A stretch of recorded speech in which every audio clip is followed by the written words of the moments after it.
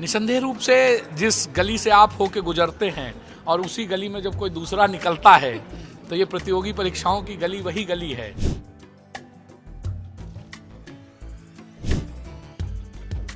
इतनी परेशानियों के बाद, इतनी कठिनाइयों के बाद कोई सफल होता है उस गांव के लिए, उस क्षेत्र के लिए, उस परिवार के लिए, वो एक प्रेरणापुंज का काम करता है। हमारे ही आसपास के लोग अगर सिलेक्ट हो जा रहे हैं तो हम भी हो सकते हैं। तो माता पिता का विश्वास था कि कुछ अच्छा कर लेगी, तो उन्हीं के विश्वास के भरोसे आगे आई सर। तो दिल में तमन्ना है डिप्टी कलेक्टर। सर जो भी मिलेगा सर मैं उसमें अपना बेहतर और बेस्ट करने का सर कोशिश करूंगा सर। कि भटकाव ज़्यादा हो जाता है, लोग ना मतलब CGPSC को UPSC टाइप का पढ़ने लग जाते हैं और उससे ना बहुत ज़्यादा समय लग जाता है।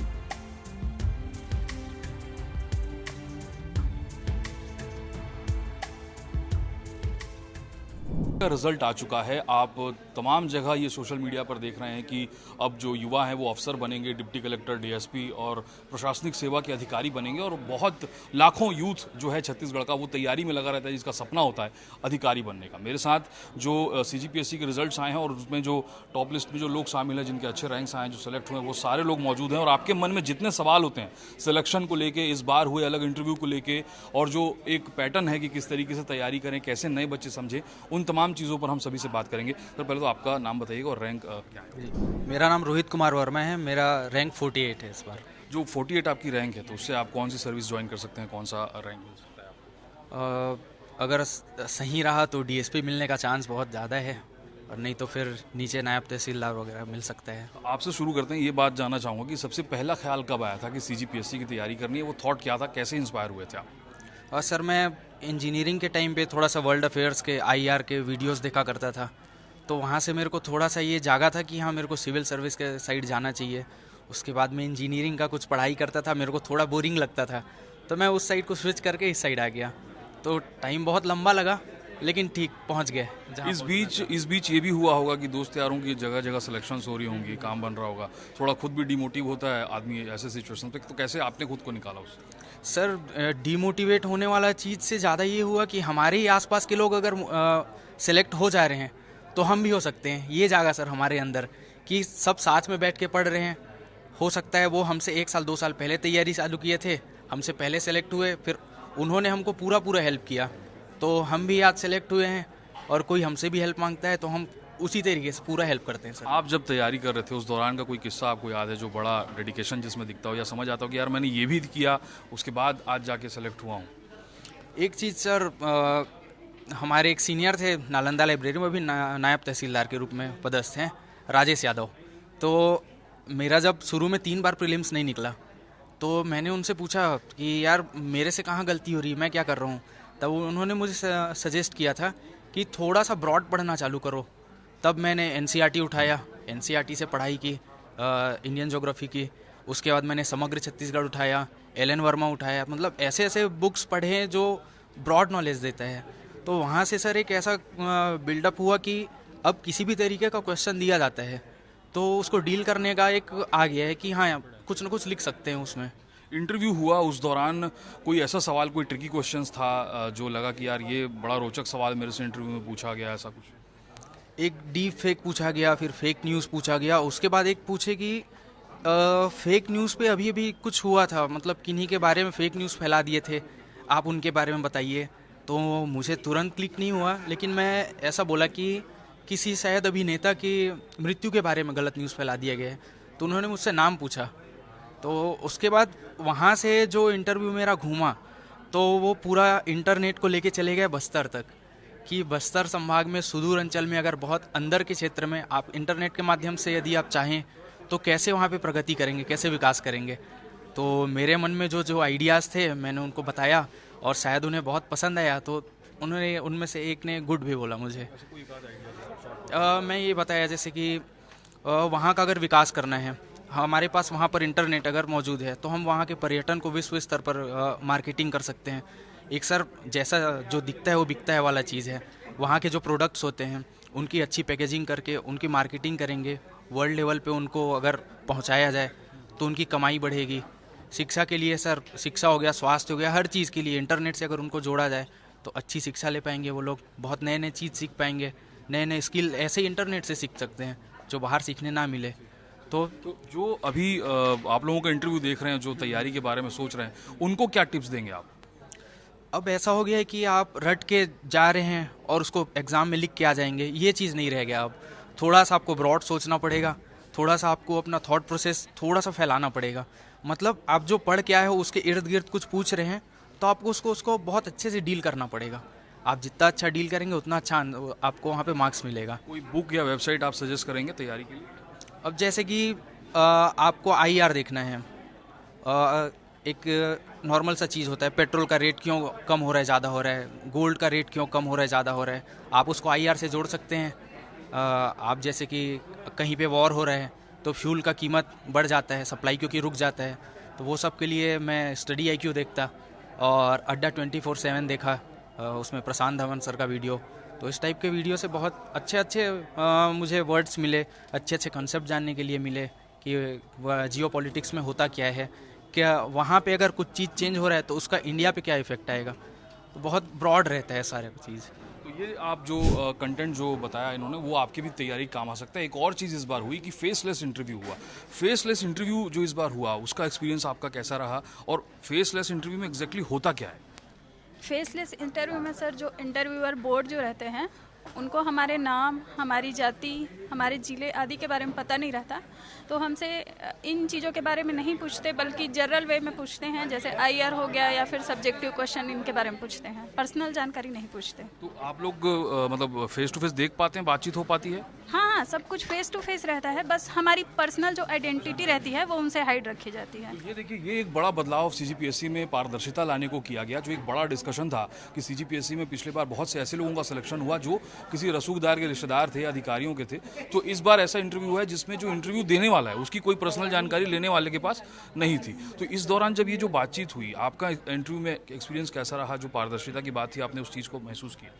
जी, इंटरव्यू में पारदर्शिता बहुत सारे चरणों में निर्धारित थी, जैसे कि जो आवंटन था टोकन वगैरह, वो भी अलग अलग सिस्टम थे इस बार, और लास्ट में वो बायोमेट्रिक द्वारा रिकॉग्निशन भी किया गया, तो ये बहुत अच्छा प्रयास था और इसका रिजल्ट भी देखने को मिल रहा है। सर मैम, आपका नाम और आपका रैंक बता दीजिए। मेरा नाम मोनिका वर्मा है और 78 रैंक है मेरा इस बार। आपने कब शुरुआत की तैयारी और कैसे आप इंस्पायर हुए तैयारी के लिए? क्या आप अभी सर्विस में हैं? कैसे पढ़ रहे थे?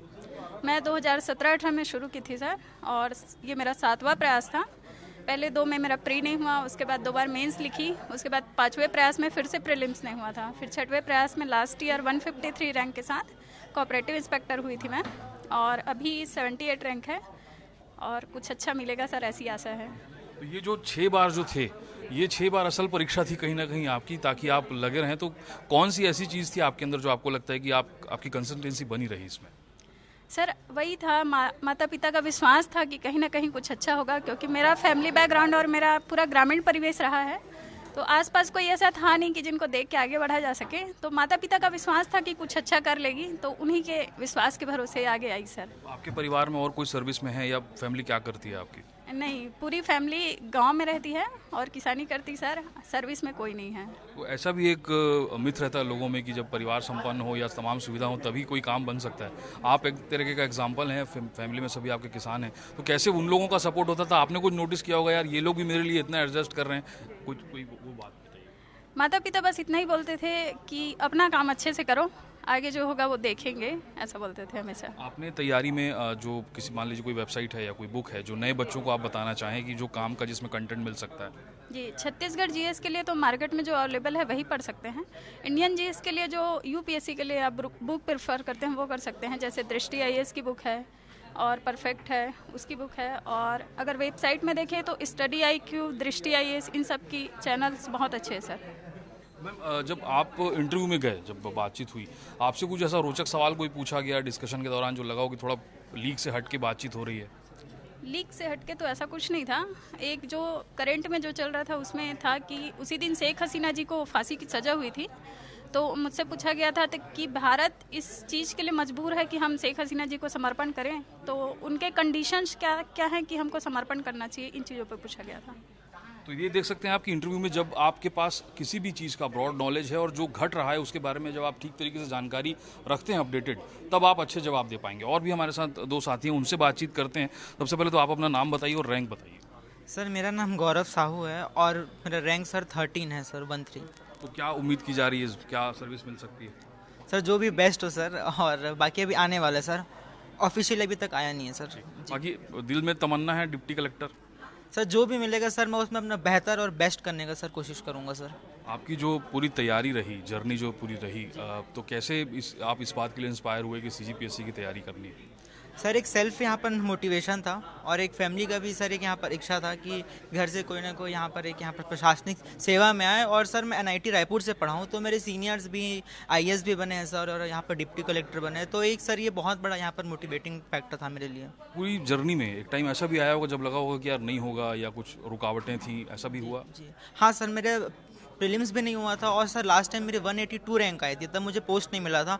फिर भी जो मेरे टीचर्स हैं सर, जो मेरे मेंटोर्स हैं, गाइड्स हैं, पेरेंट्स हैं, और मैं खुद को भी बोलता था कि नहीं मुझे इस जर्नी में यहाँ पर बने रहना है और ज़रूर कुछ ना कुछ आएगा। और मुझे अपने शेड्यूल में या डेली लाइफ में या घर पे कहीं कुछ आपने लिख कर रखा था, या कुछ ऐसी प्रिपरेशन कुछ अलग जिससे आप रोज मोटिवेट हो सकें? सर मैं कंसिस्टेंट था, और अगर मेरी किसी दिन पढ़ाई नहीं होती थी तो मैं उसको नेक्स्ट डे यहाँ पर जो उस टॉपिक्स को कंप्लीट करने की कोशिश करता था। और सर मैं भी इंसान हूँ, तो कभी कभी सर कंसिस्टेंसी ब्रेक हो भी जाती है, तो सर वो कॉमन बात है, वो हर किसी के साथ यहाँ पर होता है, पर डिसिप्लिन एक इम्पॉर्टेंट चीज़ है सर, मुझे ऐसा लगता है। मुझे इंटरव्यू जो रहा, जो फाइनल जब हम इंटरव्यू के लिए जाते हैं जिसके बाद सिलेक्शन होता है, उसका एक्सपीरियंस थोड़ा सा बताइए। किस तरह के सवाल पूछे गए, क्या उसके में वाकया आपके साथ हुआ? सर मेरा इंटरव्यू बहुत अच्छा इस था, क्योंकि जब मैंने सर पिछले साल इंटरव्यू दिया था तो मैं सबसे पहला कैंडिडेट था सर अपने बोर्ड में, और इस बार सर मैं अपने बोर्ड में सबसे लास्ट कैंडिडेट था सर। तो वो जो 3 घंटे मुझे वेट करना था, तो वो मेरे एक सब्र का सर पूरा एक टेस्ट हुआ था। और एक बहुत अच्छा सर क्वेश्चन मुझसे पूछा गया था, मेरे बोर्ड के जो एक्सपर्ट थे उन्होंने पूछा कि आपके पीछे जो यहाँ पर दीवार में फ़ोटो है वो किन की है? तो मैंने कहा महात्मा गांधी जी की फ़ोटो है। तो बोले कि इनका बर्थ प्लेस कौन सा है? तो मैंने कहा पोरबंदर गुजरात में है। फिर उन्होंने बहुत इंस्टेंटली पूछा कि पोरबंदर में बंदर क्यों है करके। तो सर ये मेरे लिए एक बहुत ज़्यादा बाउंसर क्वेश्चन था, तो मैंने 2 मिनट का पॉज लिया और मैंने बोला कि सर मैं अनुमान ये लगा सकता हूँ कि पोरबंदर गुजरात में है, समुद्र तट के किनारे है, इसलिए बंदरगाह की जगह बंदर शब्द जो है बंदरगाह से आया। तो ये एक बहुत सर मतलब इंस्टेंटली क्वेश्चन था जो मेरा प्रेजेंस ऑफ माइंड चेक करने वाला था। तो इंटरव्यू बोर्ड बहुत कंफर्टेबल था, दे आर वेरी फ्रेंडली और बहुत हम्बल नेचर के थे। तो पीएससी सर इस बार बहुत ज़्यादा मतलब thank you to all of you, my parents, my guides, my mentors, सबको बहुत बहुत धन्यवाद, भगवान को भी बहुत बहुत शुक्रिया। चलिए, हमारी भी शुभकामनाएं कि आप अच्छा सर्विस में करें। एक हमारे साथ युवा साथी और हैं, आपका नाम बताइए और रैंक बताइए, क्या आपकी तैयारी है? जी सर, मेरा नाम रोशन कुमार देवांगन है और मेरी इस बार की रैंक 33 है सर। तो क्या उम्मीद कर रहे हैं, कौन सी सर्विस मिल सकती है? सर अभी तो क्लास 2 के लिए मे बी पॉसिबल हो सके, बट सर एनटी नायब तहसीलदार मेरे को लगता है कि अभी मिल पाएगा। आपने कब शुरुआत की तैयारी, कितने समय लगे आपको प्रिपेयर करने? जी सर, ये मेरा तीसरा प्रयास था। इससे पहले मैंने पहला प्रयास में मेंस दिलाया था, बट उसमें क्लियर नहीं हो पाया था। उसके पश्चात सर उनको जो भी कमी थी उनको इम्प्रूव करके फिर सेकंड प्रयास में, जो कि मेरी 260 रैंक आई थी, तो वहाँ पर भी मेरे को पोस्ट नहीं मिल पाया। उसके पश्चात सर जो भी कमी थी उसमें उसको इम्प्रूव किया और अभी सर मेरी 33 रैंक है। अभी जो नए बच्चे हैं जो इस रिजल्ट के माहौल को देखेंगे, खबरों को देखेंगे, आपका इंटरव्यू देखेंगे, तो तैयारी में भी आएंगे, तो वो कौन सी चीज़ है जो ध्यान रखने वाली चीज़ है? और कई बार ऐसा लगता है ना, जैसे इंटरव्यू आपका कोई देखेगा या सफलता की कहानियाँ लोग सुनते हैं तो आसान भी है सोचते हैं, तो आपका क्या उस पर कहना है, लोगों को क्या ध्यान देना ज़रूरी है? जी हाँ, इसमें ज़्यादातर ये होता है कि भटकाव ज़्यादा हो जाता है। लोग ना मतलब सीजीपीएससी को यूपीएससी टाइप का पढ़ने लग जाते हैं और उससे ना बहुत ज़्यादा समय लग जाता है। क्योंकि मैंने 3 बार मेंस मतलब दिया है, तो मैं ये चीज़ बता सकता हूँ कि सीजीपीएससी में मेन जो है सीजी पोर्शन को अगर थोड़ा ज़्यादा ध्यान दिया जाए तो इसमें अच्छा किया जा सकता। साथ ही साथ सर जो न्यूज़पेपर है उसको डेली अगर आप विज़िट करते हैं तो इससे बहुत सारा जो प्री फैक्ट है उस जो मेंस में भी वही टाइम में जो चलते रहते हैं उसी चीज़ को मेंस में भी पूछते हैं। तो मैं समझता हूँ कि सर जो न्यूज़पेपर है उसको डेली विजिट करना चाहिए। और साथ ही साथ सर जो हमारे जो लोकल सोर्स हैं मेनली वो सफिशिएंट रहते हैं। और अगर कहीं कोचिंग वगैरह नहीं किए हैं, जैसे मैंने नहीं किया है, तो मैं समझता हूँ सर कि उसका नोट्स बना ले जो ऑथेंटिक सोर्स है, तो वो ज़्यादा हेल्पफुल रहेगा, बगैर इसके कि आप एकदम मोटा बुक पढ़ें, क्योंकि वो उतना तो आना है नहीं। तो मैं यही सजेशन दूंगा कि आप ना एकदम मोटा बुक पढ़ने से बचें और हो सके तो उसके जो की पॉइंट्स है उसको नोट्स बना ले, जो कि लास्ट टाइम पे हम लोग को एक वन डे में 2 पेपर दिलाना होता है, तो वो बहुत ज़्यादा हेल्पफुल होगा सर। तो जैसे आप कोचिंग नहीं गए, बहुत सारे लोगों को स्टडी मटेरियल नहीं मिल पाता, या नए जो बच्चे हैं उनको पता नहीं कि इंटरनेट का यूज़ कैसे करना है। तो आप कोई 2-4 चीज़ें अगर सुझा पाएँ बच्चों को जो तैयारी कर रहे हैं। सर मैंने तो कोचिंग ज्वाइन नहीं की थी, तो मैं शुरू में मेरे पास भी भटकाव था। मैंने बहुत मोटी मोटी किताबें ले रखी थी और उसको पढ़ना ही नहीं होता था, और पढ़ता भी था तो भूल जाता था। तो मैं यही सजेस्ट करूँगा कि जो सीजी के हैं वो लोकल जो चल रहे हैं वो ले सकते हैं, वो मोर देन सफिशिएंट है अभी के जो लिहाज से जो चल रहा है सीजीपीएससी में। और जो इंडिया लेवल के उसमें बेशक दृष्टि वाले जो बुक्स हैं उनको मैंने फॉलो किया था, साथ ही साथ जो लोकल्स है उनको फॉलो किया था, और जो समझ में जो पोर्शन नहीं आ रहा था उसको मैंने ना यूट्यूब से पढ़ा था। तो इससे सर जो भी मेरी जो तैयारी थी वो स्ट्रांग हो गई। और मैंने जो बताया जो मेंस में मैंने नोट्स बनाया था जो कि एकदम शॉर्ट टाइप के थे, तो वो काफ़ी हेल्पफुल रहे मतलब मेंस टर्म से। तो यही सर मैं सजेस्ट करूंगा, और साथ ही साथ सर जो न्यूज़पेपर है उसको मैं डेली विजिट करने के लिए बोलूँगा एस्पिरेंट को। इस बार जो इंटरव्यू हुआ फेसलेस हुआ, यानी कि आपकी कोई भी पर्सनल जानकारी इंटरव्यू लेने वाले के पास नहीं थी, उसका एक्सपीरियंस कैसा रहा? उसमें कोई नई चीज़ आपने नोटिस, क्योंकि आप पहले भी इस चरण से गुजर चुके हैं, तो इस बार क्या बदलाव महसूस हुआ और इंटरव्यू में आपके साथ क्या रोचक हुआ वो बताइए। सर इस बार तो फेसलेस हुआ है, इस बार कोड सिस्टम के माध्यम से। हालांकि हमारा जो इंटरव्यू वो तो 1-to-1 ही हुआ है, मतलब जो बोर्ड थे, बट जो कोड के माध्यम से उन लोग को हमारा नाम, रोल नंबर, कहाँ से हैं, जाति, ये सब नहीं पता था। तो जो मतलब 5-10 मिनट जो उसमें चला जाता था पहले, तो वो नहीं गया, उसमें डायरेक्ट क्वेश्चंस में आ गया जो बोर्ड मेंबर्स थे वो। तो उससे क्या हुआ सर कि जो टाइम था पहले 25 मिनट जाता था, कई बोर्ड का 25 से 30 मिनट, वो एकदम जो टाइम है वो एकदम कम हो गया, मतलब 15 मिनट एवरेज हो गया। तो मतलब एस्पिरेंट को पता ही नहीं चल रहा है, जैसे अंदर जा रहे हैं तुरंत बाहर निकल जा रहे हैं जैसे लग रहा है। तो एक कहीं न कहीं मतलब कम मार्क्स देंगे ऐसा उम्मीद था, बट सर मेरे साथ ही हुआ ऐसा। तो but sir one of the highest marks मिला उसमें 68 मार्क्स जो नेताम सर के बोर्ड में।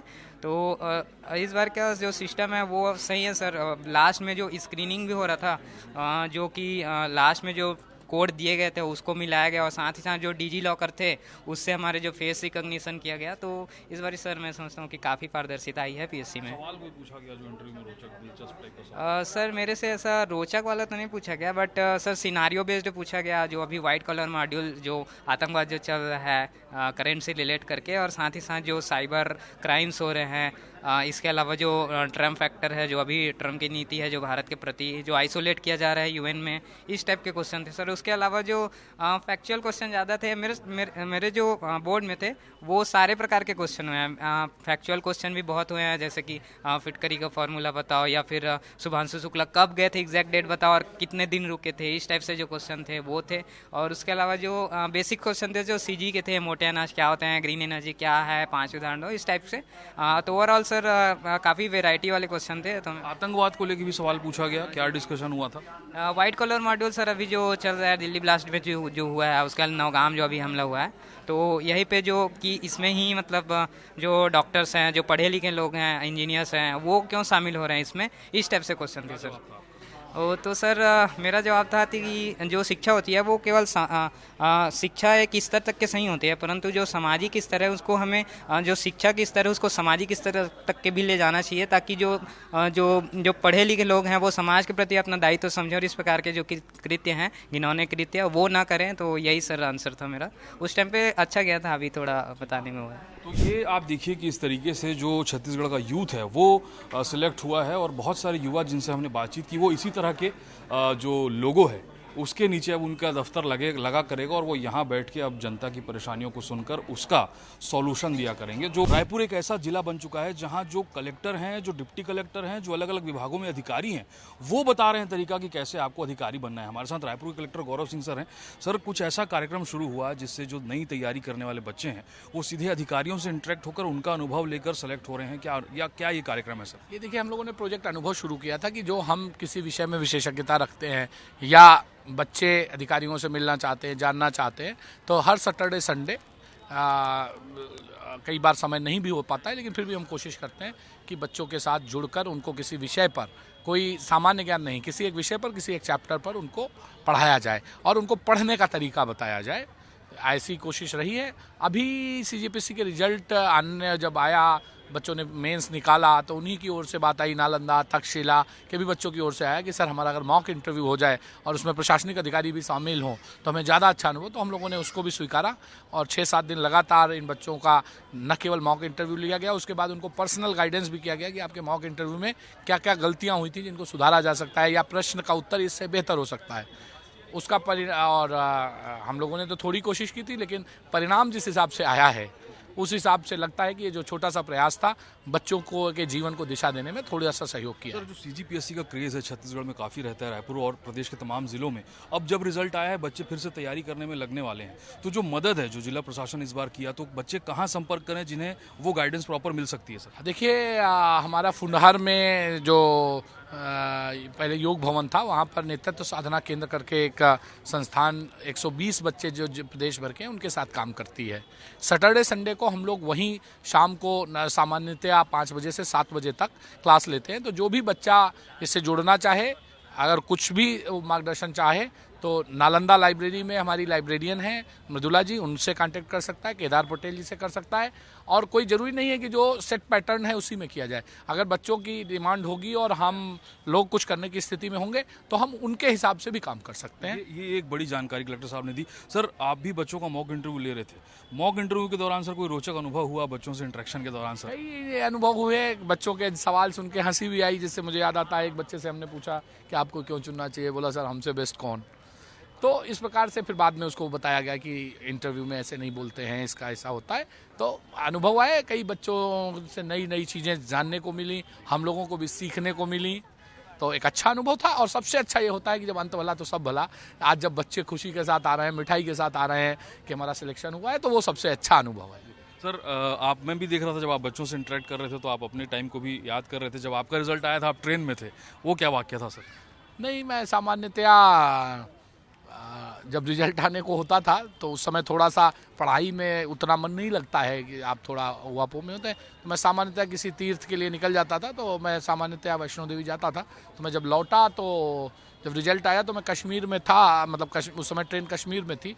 तो जब वो पंजाब में घुसी तब मेरा फ़ोन काम करना शुरू किया, तब पता चला कि सिलेक्शन हो गया है। देखिए, आप अगर सीजीपीएससी के रिजल्ट को देखें तो चाहे नालंदा परिसर हो, चाहे तक्षशिला हो, चाहे हमारी सेंट्रल लाइब्रेरी हो, जो हमारे बच्चों के मेन पढ़ाई के केंद्र हैं, उन्होंने बहुत अच्छे रिजल्ट्स दिए हैं।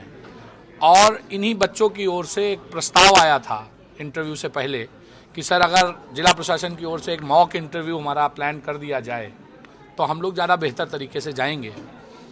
तो जैसा कि हमारे माननीय मुख्यमंत्री जी का निर्देश है कि हम अपने बच्चों को ज़्यादा से ज़्यादा अवसर दें, उनकी झिझक को निकालें, उनके लिए क्या ज़्यादा से ज़्यादा किया जाए, उसी तारतम्य में हम लोगों ने तय किया कि इन बच्चों को कम से कम एक बार, और जो बच्चों के पास समय था उनको 2 से 3 बार मॉक इंटरव्यू का एक अनुभव दिया जाए।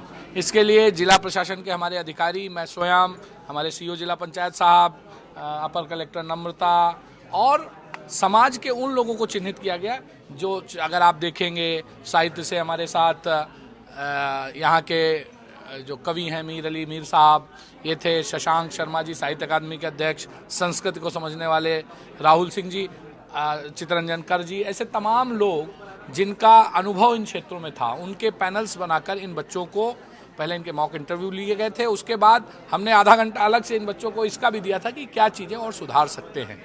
और आज उसके बाद इन बच्चों ने अपनी इंटरव्यू दिए और आज जो परिणाम आया उससे लगता है कि जो छोटा सा प्रयास किया गया था उसके सार्थक परिणाम आए हैं। जिला प्रशासन माननीय मुख्यमंत्री श्री विष्णुदेव साय जी के नेतृत्व में पूर्ण रूप से प्रतिबद्ध है अपने जो भी प्रतियोगी परीक्षाओं के छात्र हों, चाहे जिन परीक्षाओं के छात्र हों, उनको ज़्यादा से ज़्यादा अच्छा अवसर, उनको मोटिवेशन देने में। देखिए, एक नेतृत्व साधना केंद्र करके पीएससी के बच्चों का ही चल रहा है, जिसमें एक संस्था नेतृत्व साधना केंद्र पूरे प्रदेश के 110 या 20 बच्चों के साथ एग्जाम लेकर उनको सिलेक्ट करती है। और एक और संस्थान उन्हीं के साथ उनकी मदद करता है, शिवासा फाउंडेशन करके। हमने एज ए जिला प्रशासन रायपुर में उनके रहने की व्यवस्था और वहाँ हर हफ्ते में 2 दिन अधिकारी जाकर क्लास लेते हैं। उद्देश्य यही है कि वो बच्चे रायपुर के न भी हों तब भी इस प्रदेश के हैं और उनको अच्छा अवसर मिलना चाहिए। तो पीएससी के लिए ये चल रहा है। साथ ही स्कूलों में पढ़ेगा रायपुर, लिखेगा रायपुर, यू शेप, घंटी, उत्कर्ष ऐसे कई प्रोजेक्ट्स चल रहे हैं जिनसे हम बच्चों की नींव को मजबूत करते हुए आगे बढ़ रहे हैं। और जो बच्चे 12th पास कर चुके हैं उनको करियर के अच्छे अवसर मिले, इसके लिए युवा 2.0 करके हमने एक प्रोजेक्ट अभी शुरू किया है जिसमें करीब 10,000 बच्चे हमारे साथ रजिस्टर किए हैं। आने वाले समय में उसका भी परिणाम दिखेगा। ऐसे तमाम चीज़ों पर जो कि सर्वांगीण विकास के लिए आवश्यक है उन पर काम चल रहा है। संदेह रूप से जिस गली से आप होके गुजरते हैं और उसी गली में जब कोई दूसरा निकलता है तो ये प्रतियोगी परीक्षाओं की गली वही गली है। जो सफल होता है या जो किन्हीं कारणों में वह सफल नहीं हो पाता है, अनुभव सबके एक जैसे ही होते हैं। बस ये है कि उसको सफलता का स्वाद का एक अलग अनुभव होता है, बाकी सारी चीज़ें हर किसी का अनुभव होता है। तो जब इतनी परेशानियों के बाद, इतनी कठिनाइयों के बाद कोई सफल होता है उस गांव के लिए, उस क्षेत्र के लिए, उस परिवार के लिए, वो एक प्रेरणा पुंज का काम करता है। तो निसंदेह रूप से हम लोग भी 12-15 साल पीछे लौट जाते हैं, वो समय याद आता है। आपने व्यक्तिगत मेरा पूछा, तो जब मेरा रिजल्ट आया था मैं उस समय ट्रेन में था, इसलिए ऐसा कोई बहुत वो नहीं था। नए जो यूथ हैं जो तैयारी कर रहे हैं सीजीपीएससी की, उन्हें वो तमाम जानकारियां मिल सके जो कलेक्टर गौरव सिंह हैं उन्होंने एक्सक्लूसिव ये जानकारी दी। तो ये जानकारी आपके भी काम आ सकती है और क्या पता आपकी भी कोशिश को इस तरीके से बल मिले और आप भी कल को डिप्टी कलेक्टर बने। IBC 24 के लिए कैमरा पर्सन रोहित के साथ सुमन पांडे।